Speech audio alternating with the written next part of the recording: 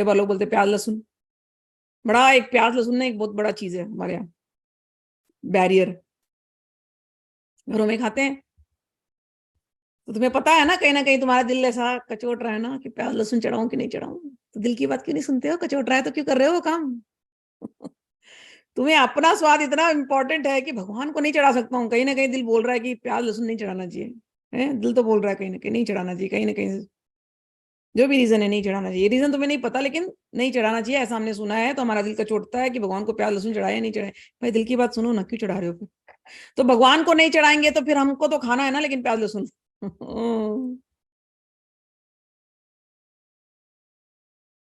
भगवान ने क्या कहा भैया, यह दशनासी, जो खाओगे मैं चढ़ाओ। एक दिन इतना कचोटना होगा, इतना कचोटना होगा, इतना कचोटना होगा ना, मैं छुड़वा करके छोड़ूंगा तुम्हारे। तो जो तुम, मेन बात यह है कि प्याज लहसुन खाने के चक्कर में तुम भगवान को भूल जाओ, इससे बड़े मूर्खता वाला डिसीजन कुछ नहीं होगा। तो भगवान को देखो, भगवान को ऑफर करो, भगवान के सामने खाओ। जब वो अंदर का कचोटना एकदम बढ़ जाएगा ना, अपने आप छूट जाएगा। मैं सबको यही एडवाइस देती हूँ जो भगवान ने कहा है, यद करोशी यद अश्नोशी, जो तुम करते हो भगवान को अपना साक्षी समझो, साक्षी समझ के उनको दो, धीरे धीरे तुम्हारी सारी आदतें खत्म हो जाएंगी।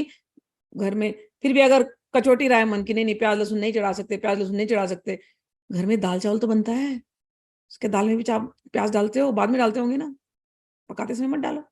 कुछ तो बनता है घर के अंदर जिसमें प्याज नहीं पड़ता, मत डालो। और मैं कहती हूँ बिना प्याज लहसुन का खाना बना करके देखो, लेडीज को बोल रही हूँ, ऐसा धीरे धीरे स्वाद आता है खाने में, उतना ही टेस्टी बनता है। और काम आपका इतना कम हो जाएगा, वो प्याज भूजने में पहले कितना समय जाता है, प्याज काटो फिर भूजो, फिर सबकी आंखों से पहले पानी आएंगे, सबके नाक वक जलेंगे। थोड़े दिन हटा करके देखो, शुरू में घर वाले बोलेंगे थोड़ा स्वाद अलग लग रहा है, बस इतना ही बोलेंगे, लेकिन एक बार जब ऐसी सब्जी बनाने की आदत पड़ जाती है ना, इतने फटाक से सब्जी बनती है। और जो पाचन क्रिया तुम्हारी इतनी अच्छी होगी, मन इतना शांत होने लगेगा धीरे धीरे धीरे धीरे। ये सब उत्तेजित करते हैं खाना, प्याज लहसुन, बहुत ज्यादा चाय, बहुत ज्यादा कॉफी, ये एसिडिटी को बढ़ाते हैं अंदर। उत्तेजित करना है नहीं, एसिडिटी को बढ़ाना। एसिडिटी को बढ़ाएगा तो आपके पाचन क्रिया पूरा हिल जाएगी, पाचन क्रिया हिल गई तो क्या भक्ति करोगे, दिन भर खाली बेकार करते रहोगे बस। तो इसीलिए इन खानों को जितना सरल, जितना सिंपल खाना हो, वही आपके शरीर के लिए और आपके मन के लिए, आपके स्वास्थ्य के लिए सबसे अच्छा है। सात्विक खाना सबसे अच्छा होता है, सिंपल दाल चावल रोटी सब्जी बिना प्याज लहसुन की बनाओ, देखो खाना कितना अच्छा रहेगा। फिर भी अगर मजबूरी में खाना ही पड़ रहा है कहीं, मैं एकदम से कड़क होती नहीं कभी किसी चीज के लिए, मध्यम रास्ता अपनाओ। कहीं ट्रैवल पे निकल गए, अब नहीं है, कई बच्चे हॉस्टल में रहते हैं, मुझे फोन करते हैं हॉस्टल में खाना ही नहीं मिलता, मैं प्याज लहसुन, तो उनको फोर्स ही नहीं है, आपको खाना पड़ रहा है खाइए, तब क्या करेंगे आप? तो उसको कैसे पवित्र करेंगे? उस भोग को भी अगर आप होटल में भी खा रहे हो, आप हॉस्टल में भी खा रहे हो, यात्रा में खा रहे हो, खाना पड़ रहा है घर में, घर की अशुद्ध खाना है, भगवान को अर्पित करके खाओ। यद, जब ये स्टेटमेंट कह दिया भगवान ने, यद अशनाशी, जो भी तुम खाते हो भगवान को अर्पित करके खाओ। तुम्हें लग सकता है वो इम्प्योर है, कोई बात नहीं है, कोई बात नहीं है।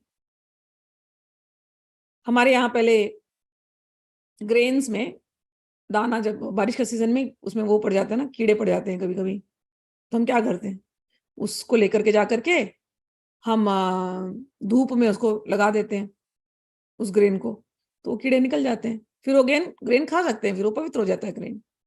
वो जो अन्न होता है, अनाज पवित्र क्यों होता है? सूर्य की किरणों की वजह से पवित्र हो जाता है। तो सूर्य नारायण है, भगवान है। ऐसे ही जब हम अपने घर का भोग पहले जाकर के भगवान को अर्पित करते हैं, तो भगवान जब भोग लगाते हैं तो नारायण की एनर्जी उसमें आ जाती है। वो भोग भले इम्प्योर हो तुम्हारे लिए, तुम्हारे हिसाब से, लेकिन क्योंकि वो भगवान ने ले लिया है, वो अर्पित हो गया है, वो पवित्र हो गया। एक और ट्रिक होता है कि आप ड्राई फ्रूट जरूर चढ़ाएं भगवान को, जरूर।